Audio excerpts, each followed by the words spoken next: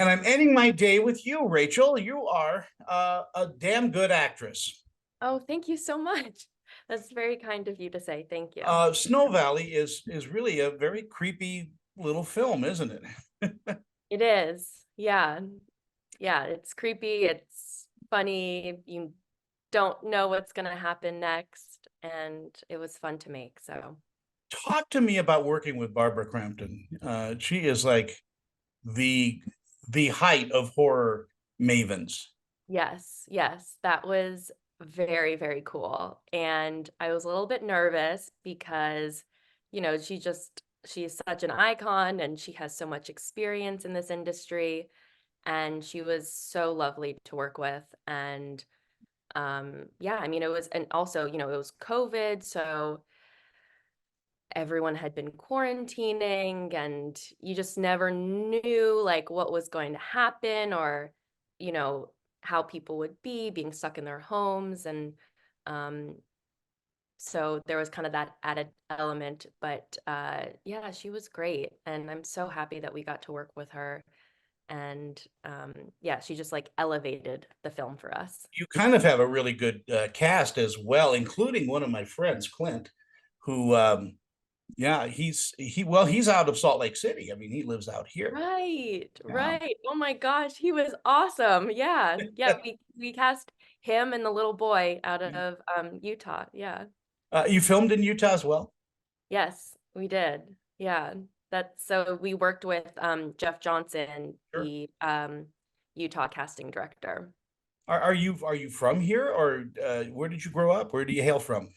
I currently live in LA, but I'm originally from New York, just north of the city. So and my whole family is still there, and it still feels like home too. And I love New York as well. They have different, New York and LA have different energies, but I Oh, also love Utah. I yeah. love nature and the mountains, and I think it's so beautiful there during the winter and during the summer. um yeah, so Do it's you nice to. enjoy the horror genre? Okay, so it's interesting that you ask that question because before we made this movie, I did not think I was a fan of horror movies. And I'm a little bit embarrassed to say that, before we started making this film, our writer director, who is a film encyclopedia, he suggested that we watch all of these old 70s horror movies that I had never seen before. Like the original, The Exorcist, is Yeah. an incredible film. And I had never seen it until before we started filming. The Omen was another one we watched. Um, Rosemary's Baby, that might have been the late 60s though. Yeah, Rosemary Baby was toward the end of the 60s. Yeah, and The Shining, and yeah, just Poltergeist. And so then I was like, oh, I think I'm a horror movie fan now. And yeah, so I'm so happy that I was introduced to all those films. Um, I think, you know, there's horror has maybe different definitions. Some are more gory, some are more psychological horror. And but I think the 70s horror is maybe my favorite. So Yeah, it's kind of a very interesting evolution in the world of horror, how it came to be, because horror used to be, in the 1930s, Frankenstein and Dracula. There were people fainting right. and now we look at those as kind of cartoonish, because we've seen it, we've seen worse as not worse, but different kind of special effects as time goes on. But it's always about the story. It's always about how it's put together and how it's shot. And the late 100%. the late Brandon Murphy, who was your director, my gosh, that must have been heartbreaking when he passed. Knew how to put a camera, and where to put it and how to shadow a scene. And Yeah. that's an art that you're born with, I think. I don't think you can learn that. Yeah. Yeah. He like I said, was a film encyclopedia, and New Beverly Cinema in LA, Quentin Tarantino's theater, that was like his church. And I learned so much from him. And I I also think just speaking about horror, so he died at the beginning of 2022, and I felt real life horror, which I had never felt before. And I was thinking about it, and I felt like the reason I felt horror was because I had experienced love. And I had an acting coach who always talked about how you cannot experience true joy without true sorrow. And I felt like I think I'm feeling horror because I had felt love. And so maybe that's another way to define horror. And Yeah. um, Sometimes horror is heartbreak. yes, Yeah. yes, yeah. Do you subscribe to a certain kind of method? I mean, are you a method actor? Are you Stanislavski, Uta Hagen, Meisner? Yeah, I don't know which one exactly. I studied with a coach who, going back to what you said, it's all about the story. Like for him, he was like, story is always first. And he um, talked about how important imagination was and how acting is a wonderful game of playing pretend. And so I don't know exactly which method it was per se, but it was always um, just about, doing the work before and absorbing the story and really believing that you yourself are this other person in these imaginary circumstances. And then when you show up to set, if you've done the homework before, you can kind of just let go. And he always also quoted from Aristotle's Poetics, something along the lines of the poet who merely assumes the characteristics cannot move others as much as the poet who is himself moved. And so, yeah, I guess just being real in these imaginary circumstances. If you're feeling something as this other person, in this case as Laura, then the audience will also feel that. Yeah, Laura Pell is a very interesting character. What was it like when was there an audition, first of all, and what was it like when you were given the part?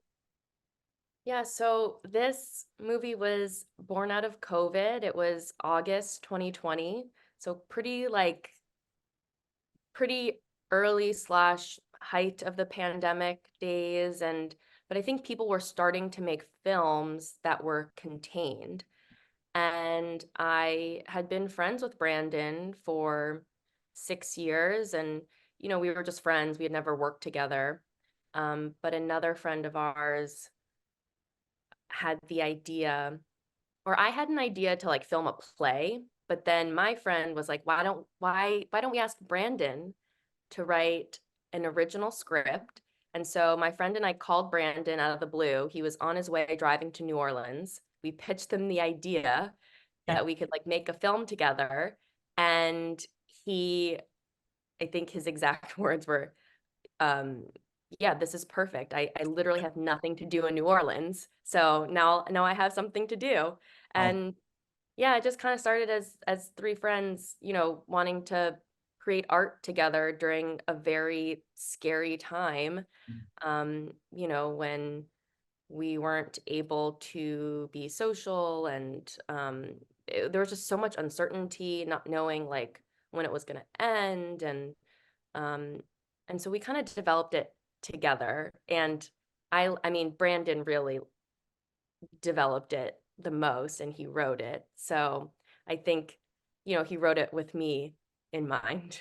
yeah. And that's sort of how the character came You know, together. you know what I think is no matter where you go in this business and how far you get and how famous you become, this film will be your favorite because of all the trials and tribulations around it.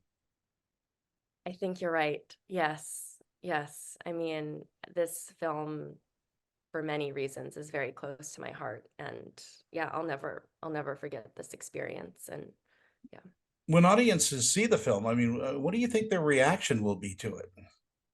That's a great question. I hope it surprises people and I hope people have a fun time and are entertained.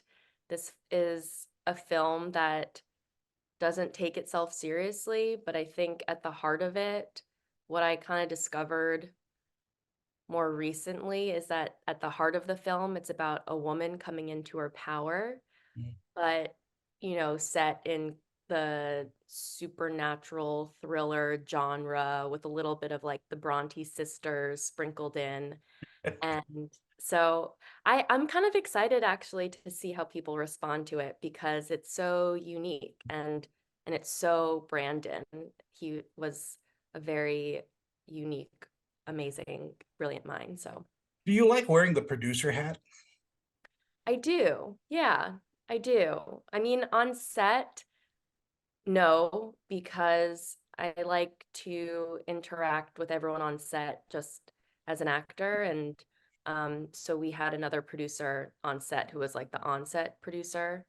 But I do, yeah. I have a background in mechanical engineering, which is sort of like this kind of detour I took in college, trying to like be a good student and just wanting to like do what other people said I should do.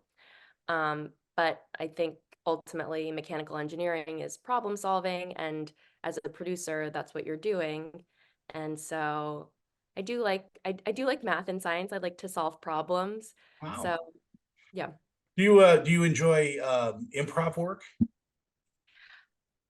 Surprisingly, yes. I was terrified to do improv. And I took improv classes at UCB. And at first, I was like, I'm just going to do one class because I think it'll be good. I always think it's good to try something Mm. and just see how you like it. And also, I think when things terrify you, that's probably a sign that you should try it and see what happens. So I was so terrified to take an improv class, but I ended up loving it so much. I did like their whole improv program. And I don't think I was very good, but it certainly helps in many aspects of Well, life. do you enjoy live theater as well? Do you do live theater? I have not recently, I did a lot in college and growing up. And yes, I do. That's now that I'm thinking about it, I'm like, I would love to do theater again. And in my acting class, it was play study, so there was a little bit of that because we were doing scenes on stage. But yeah, I love live theater. There's something about the energy, and it's a completely different process when you're performing for an hour and a half or 2 hours straight as opposed to doing scene by scene. See, the And improv is going to help you when you get lost, when you go off script, and then you have to find your way back. oh yeah, yeah, I used to yes. do it with Shakespeare, just in Shakespearean language improv, and it was always fun. Oh wow, that's a whole other level.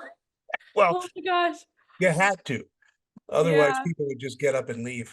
Uh, what's up next for you? Have you got new parts, and are you auditioning?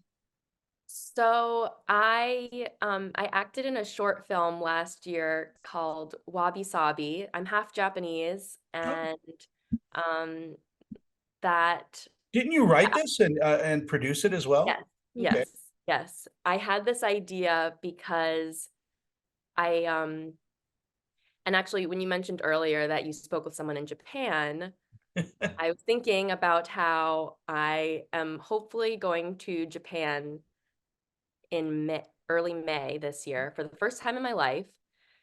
And which is kind of crazy because my family on my mom's side, my great grandparents came over from Japan. They were from Fukuoka. And it's too bad that it's taken me so long, but I do really want to go. And I basically learn a lot about Japanese culture from my white guy friends. And so I just thought it would be funny if maybe I went on a date with a white guy who took me to a Japanese tea ceremony and he knew more about Japanese culture than I did. And there was a lot of room for comedy there. So I think so. I think Rachel in Japan would be a great mini series, like a YouTube series, and you Yeah. just film it with your iPhone. You know, Yeah. you can get a piece of cake out of a vending machine there. They have cake in a can. Really? Yeah, it's a really interesting place. I've heard about their convenience stores and 7-Eleven there is I have an adopted son that goes to Japan and he loves just hanging around the 7-Eleven because it's like our best restaurant is would be a yeah, 7-Eleven there. yeah, yeah. That's amazing. I'm yeah, looking forward to finally going. So Well, it sounds like you've got some projects. It sounds like you're not being still when you're not America's Best Actress. What do you do for hobbies? Or are do you hike and bike or do you cook? tennis. I play tennis. I'm obsessed with tennis. I grew up playing tennis competitively and it kind of burned me out though because it's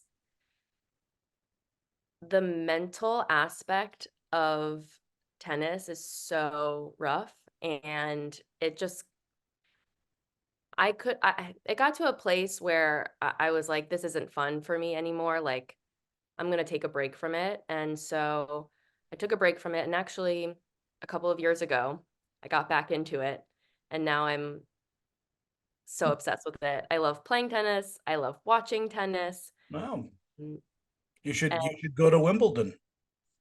yeah, that would be amazing. I'm going to the Miami Open next weekend, actually, which I'm excited about. And growing up, I'd always go to the US Open, which was fun. But Well, are you you a said tennis fan at all? what's that? Are you a tennis fan at all? I am a tennis fan. I kind of gave up watching tennis a few years back because you can't enjoy tennis on television. It just you have to be there. I think there's an energy there that it's like being at a football game and the difference between watching it on TV Yeah. and being there in the crowd. You kind of get swept up in the crowd. Yeah. I so I went to Duke undergrad, so I'm a really big Duke basketball fan too. And when you go to a Duke basketball game, especially when they play UNC, there's something about that stadium. It's like this intense, amazing energy that you feel. And I get very emotional sometimes Wow. when you feel it. So, yes, there's definitely something about live sporting events that's different. Well, I want to thank you so much for your time. You're so gracious with your time today. And are you in LA now? Yes, I'm in LA now. Yeah. And And thank you that's so much. you hitting the casting directors. Do they know you? Should I make some calls? You tell me. Yeah. Yeah. Yeah. That'd be great. I'd love that. Thank you. Sure, I'll do that for you. No problem. Thank you. No, and Snow Valley is such a fun film to watch. It really is. It harkens back to. It does have a taste of the '70s in it. And like I said, you remind me of a very young Valerie Bertinelli. I don't know if you know who that is or not, but That that's is yes, Van that is Halen's so wife. funny. Yes, that's so funny that you say that. That's I've gotten that before actually. So, yeah, I take that as a compliment. Thank Well, you you. should. I'm not. I wouldn't say it as a thing. But I said, Yeah, well, you remind me of Uncle Leo. That would right, right. I wouldn't take that. But Yeah, yeah, keep it up and let's stay in touch via social media or whatever. And when you're out in that'd be Utah, great. come by and we'll grab a cup of coffee or something together. Yes, yes. I still can't believe that you're friends with Clint. That's so funny. Yeah, Clint did a thing called Unicorn City out here, and that's where I met him. And he's just a Oh, terrific guy. Such a fun guy to have on set. yeah. Yeah, he was great and he's great in this. So, yeah, we were happy to have him too. Well, great. Thank you so much, Rachel. Thank you, All right. Tony. It was Bye, great meeting kids. you. Bye.